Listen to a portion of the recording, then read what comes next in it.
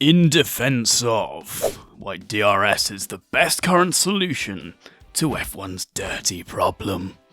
Yeah, we've heard it all before. DRS makes racing artificial. It's a gimmick and a band-aid plaster. It's not real racing and discourages real overtakes.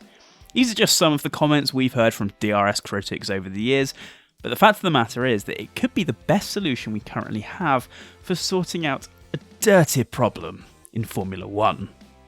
The system was seen as a quick, affordable and efficient fix to improve overtaking, something severely lacking in the previous refuelling era that generally meant any overtaking was done through pit stops instead of wheel-to-wheel action.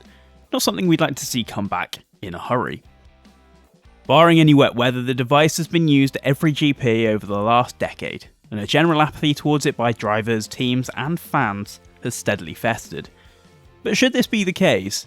If it's so widely loathed, then why is it being used for the 10th consecutive F1 season? The main problem is that cars don't have clean air to work with in the corners, where chasing cars would most likely be able to make up time by attacking the leading car before making an overtake. Downforce is reduced by dirty air, which in turn causes close racing to be more difficult, as the lack of downforce leads to less balance through the corners.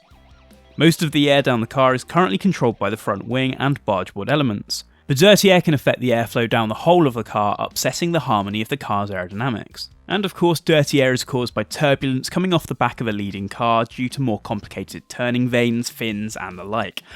A lack of downforce for the car behind creates unwanted driving characteristics such as understeer, oversteer and a general lack of grip that would otherwise generate downforce that the aerodynamicists needed. In racing terms, the lead car has clean air to work with, therefore more downforce, and can attack the corners with maximum speed. The chasing car is working with the lead car's dirty air, and therefore lacks the same amount of downforce, leading to it losing speed and time through the corners compared to the lead car. Normally, the straight after the corners would be the most likely place that the chasing car would use to slipstream past the lead car to make an overtake. The issue here is that the lead car has gained an advantage through the corners that it's impossible for the chasing car to make up enough time to make an overtake. That's without DRS. But DRS gives the following car the possibility to gain back the time lost during the corners. It was never intended to be a huge advantage for the chasing car or to make racing artificial. It was meant to be a solution to readjust the balance and equal out the time lost in the corners. Designer Adrian Newey commented in 2011 that the key is to juggling it and adjusting it so that it makes overtaking possible, but not too easy. Adrian's point is key to the argument against DRS. Often the length of activation zones has meant that overtakes are sometimes too easy, leaving armchair critics feeling completely vindicated. But that's a problem with how each circuit has implemented the system, not a fundamental issue with DRS itself. It still remains difficult to judge the zones correctly even with a decade's worth of data, as a number of variables ultimately determine just how effective it will be, including a car's power output, its downforce levels and even wind speed at the track. Its use in 2011 facilitated one of F1's most memorable comebacks as Jenson Button activated the system a number of times on a drying track during the Canadian Grand Prix to pass Michael Schumacher's Mercedes in the closing stages before scampering after Sebastian Vettel and pressuring him into a mistake that handed him a famous win. Without the device, it's unlikely that Button would have found a way past Schumacher, and certainly not with enough time to harass Vettel into the error. When DRS is implemented correctly, it can produce great racing.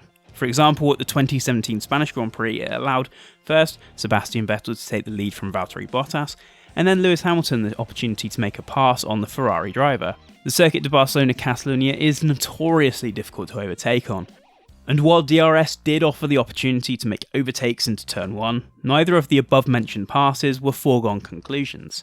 For those who cry that you don't need overtaking for a great and enthralling race, think Gilles Villeneuve holding off a train of faster cars in the 1981 Spanish Grand Prix, and they do have a point, but that's not to say that those instances don't happen even with DRS. The perfect illustration of this was Bottas' first F1 win at the 2017 Russian Grand Prix, where he held a charging Vettel at bay in the closing stages. Critics need only look at the Yas Marino circuit, where overtaking is at a premium even with 2 DRS zones, to see that the system doesn't necessarily mean overtaking is a foregone conclusion.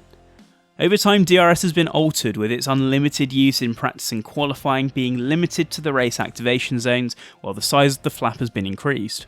The system has also filtered into other avenues of motorsport such as Formula 2, Formula 3 and the DTM. But despite its widespread use throughout motorsport, DRS still comes under fire. No one would begrudge a more closely fought battle between drivers, but until the powers that be make the necessary technical changes to the cars, there remain very few alternatives to improve racing and the spectacle. 10 years after it was first introduced, the DRS may not be universally loved or even liked, but with cars still producing too much air turbulence to follow closely, and circuits not catering to the needs of faster and wider machines, it certainly offered the chance for more overtaking and more entertaining races, regardless of what the critics say.